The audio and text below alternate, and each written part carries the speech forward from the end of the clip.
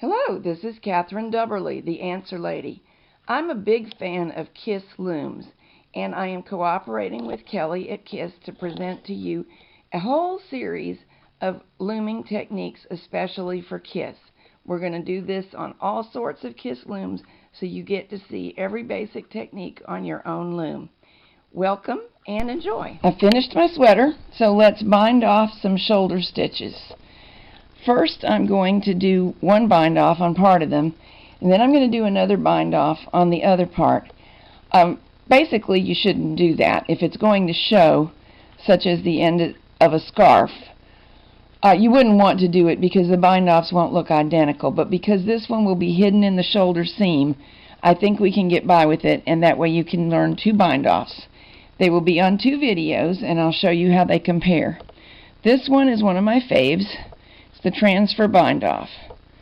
Move stitch 1 to peg 2, wrap it normally, lift both loops. I've got stitch 1 and stitch 2 on there, over, and you have a new stitch. Move that new stitch over to the next peg that has a stitch, wrap, and knit over.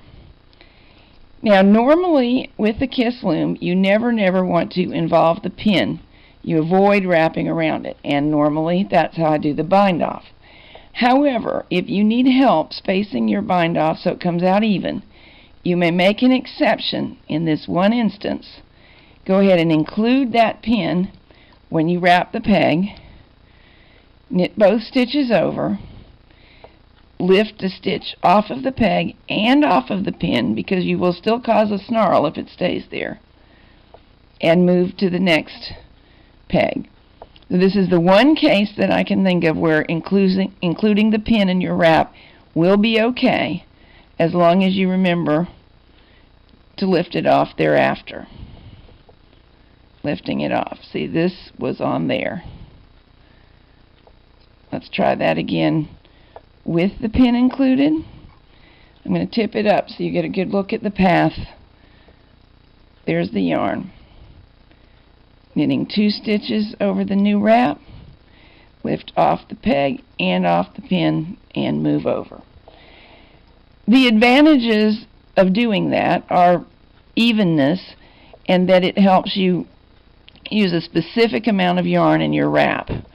Personally, I think it takes a little longer, and you can also get a specific amount of yarn in your wrap just through experience. But there's really no superiority of one method over the other. I would just say do what works for you comfortably. So that's the transfer bind off. I think I've probably done enough of it now that we can make one more stitch and have a look at it, and you'll see what it looks like. It resembles a chain stitched edge.